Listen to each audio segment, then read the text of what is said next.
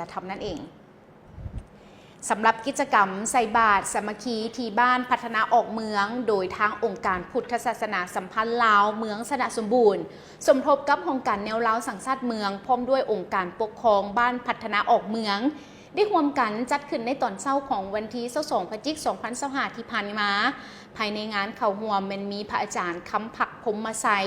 กรรมการองค์การพุทธศาสนาสัมพันธ์ลาวแขวงจำปาสักประธานองค์การพุทธศาสนาสัมพันธ์ลาวเมือง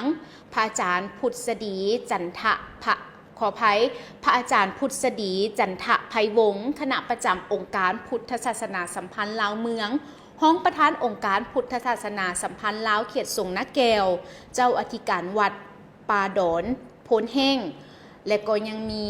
บ้านออกเมืองคณะประจำองค์การพุทธศาสนาสัมพันธ์ลาวเมืองภายนอกมันมีทานเดือนพรสี่บุญเฮืองของประธานแนวลาวสังสาดเมืององค์การปกครองบ้านเฒ่าแก่แนวโฮมสาวหนุ่มหญิงชายน้อยใหญ่ของบ้านดังกล่าวเข้าร่วมยังหลวงหลายภายในก็ได้มีพิธีทำบุญใส่บาตรแด่พระสงฆ์สามเณรจำนวน70 องค์โดยเริ่มแต่จุด3แยกเส้นทางเบตงกลางบ้านไปหาวัดศรีนครารามบ้านออกเมืองระยะทางยาวกว่า1 กิโลเมตรและพิธีกรรมทางด้านศาสนาอื่นๆซึ่งวันในโอกาสนี้พระอาจารย์คำผักพรหมไสยประธานองค์การพุทธศาสนาสัมพันธ์ลาวก็ได้กล่าวว่าจุดประสงค์การเคลื่อนไหวสร้างกิจกรรมในครั้งนี้ก็เพื่อเผยแผ่ศีลธรรมน้ำเอาหลักศีลธรรมคำสอนขององค์สมเด็จ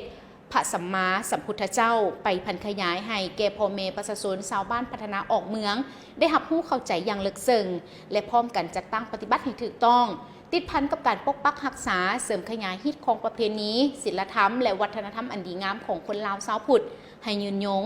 นอกจากนั้นยังเป็นการสมทบทุนเขาในการซุกยู่ส่งเสริมเวียกงานการศึกษาของโรงเรียนมัธยมตอนต้นสงเมืองสนะสมบูรณ์อีกด้วยทั้งหมดก็ต้องขอขอบใจภาพข่าวครั้งนี้จากสื่อมวลชนของเมืองสนะสมบูรณ์ณโอกาสนี้ด้วยเจ้า